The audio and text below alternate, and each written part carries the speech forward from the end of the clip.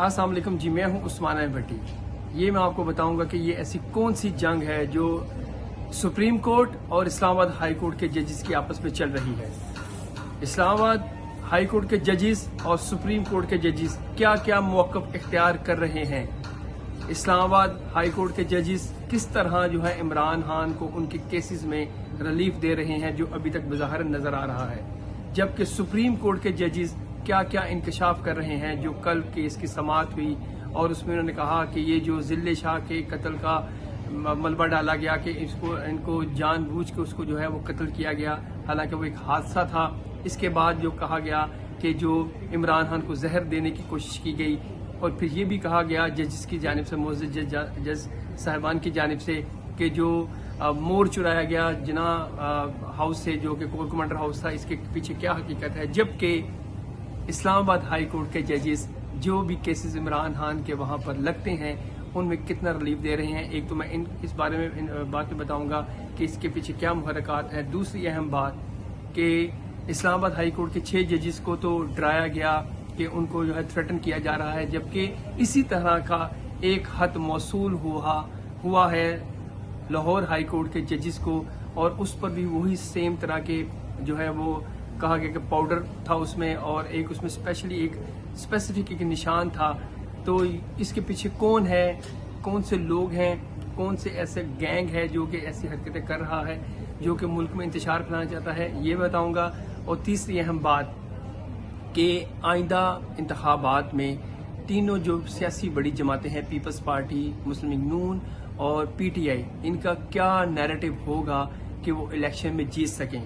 Anti establishment narrative को ये क्यों तीनों सियासी जमातें अपनाएंगी और वोट हासिल करने की कोशिश करेंगी, जबकि सेम टाइम में तीनों सियासी जमातों के जो कायदीन हैं, जो इनके सरबराहान हैं, कौन कोशिश करेगा कि वो इस्टेब्लिशमेंट से अच्छी उनकी बॉन्डिंग्स हों ताकि उनको इक़्तिदार मिल सके। ये मैं आपको सामने सूरत हाल रखूँगा। तो बात का आगाज़ यहीं से कर लेते हैं कि तीनों सियासी जमातों की इलेक्शन जो कैंपेन होगी वो ये होगी कि एंटी इस्टेब्लिशमेंट नैरेटिव अपनाया जाए ताकि ज़्यादा से ज़्यादा लोग जो है उन्हें वोट दें, क्योंकि हमारे मुल्क में ये चूरन बिकता है कि एंटी इस्टेब्लिशमेंट नैरेटिव अपनाएं। अब आप देखें कि इस इलेक्शन में एंटी इस्टेब्लिशमेंट नैरेटिव जो अपनाया वो पाकिस्तान तहरीक इंसाफ ने अपनाया, जबकि इससे पहले जो एंटी नैरेटिव बयानिया था, जो वोट को इज्जत दो का नारा था, वो मियां मोहम्मद नवाज शरीफ ने अपनाया और उनका वोट बैंक काफ़ी था। जाहिर है इस इलेक्शन में PTI को भी काफ़ी वोट पड़ा और उनका एंटी इस्टेब्लिशमेंट नैरेटिव था और लोगों ने बहुत ज़्यादा उन्हें भी वोट दिए। तो एंटी इस्टेब्लिशमेंट नैरेटिव जो है हमारे मुल्क में बिकता है, लोग जो है वो एंटी इस्टेब्लिशमेंट जो पार्टी होती है उसे वोट देते हैं। ये इसलिए सूरत हाल पैदा हुई कि लोगों के दिलों में फ़ौज के बारे में नफरत पैदा की गई सियासी जमातों की जानिब से कि फ़ौज जो है वो हुकूमतें गिराती है, हुकूमतें बनाती है। और हमने देखा कि जाहिर है जब हर इदारा अपनी हद क्रॉस करता है, वो अदलिया हो, वो पाक फ़ौज हो या कोई भी इदारा हो, जब वो अपनी हदें क्रॉस करता है तो लोग उन पर तनकीद करते हैं। तो ये बातें हैं, मगर एट द सेम टाइम ये भी मैं आपको कहूँगा कि जो भी सियासी कायदीन अपनी फ़ौज से अच्छी बॉन्डिंग्स बनाएंगे वो इक़्तिदार का हसूल कर सकेंगे। ज़ाहिर है कोई भी जो पावर कॉरिडोर्स हैं उनसे कोई भी अपनी मुखालफत या उनसे कोई लड़ाई नहीं चाहता। हर बंदा चाहता है कि उनकी चीफ ऑफ आर्मी स्टाफ से अच्छी जो है वो गपशप हो, अच्छी अंडरस्टैंडिंग हो, चीफ जो DGIS हैं उनसे अच्छी गपशप हो। मतलब कि एक तरफ एंटी इस्टेब्लिशमेंट नैरेटिव अपनाया जाता है, जबकि दूसरी तरफ जो है उन्हीं जो पावर कॉरिडोर्स हैं उनसे जो है सियासी जमातें अपनी अच्छी अंडरस्टैंडिंग रखती हैं ताकि इक़्तिदार का हसूल हो सके। और ये हमारी सियासी जमातों की जो है वो डबल फेसेस हैं।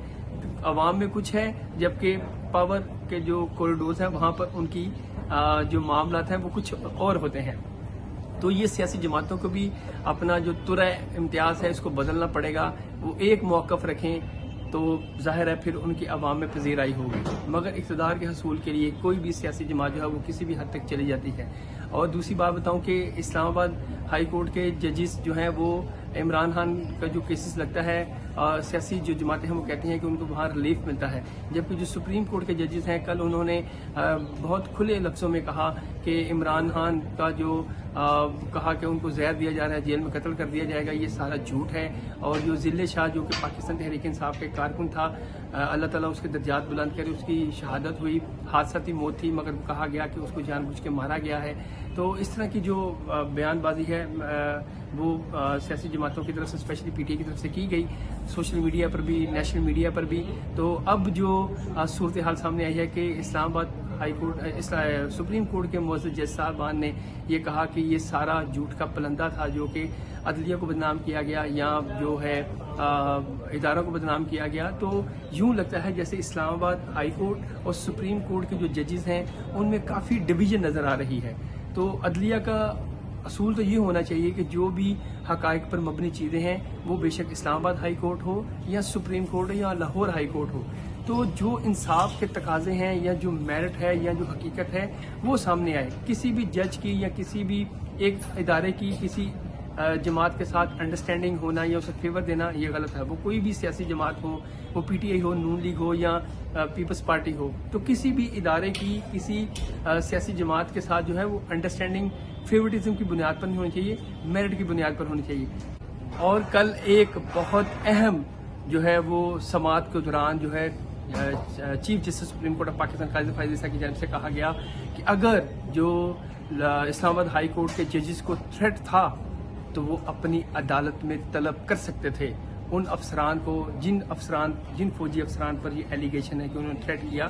तो ये एक बहुत वाज़िया बयान है कि अगर सियासतदानों को, प्राइम मिनिस्टर को, चीफ मिनिस्टर को, गवर्नर को तलब कर सकती है अदलिया, तो क्यों नहीं तलब कर सकती उन अफसरान को जिनकी तरफ से थ्रेट किया जा रहा है। क्या ये खाली मीडिया पर फेम लेने के लिए जज साहबान कर रहे हैं? अगर वो तलब करते तो वहाँ पर हकायक सामने आ सकते थे।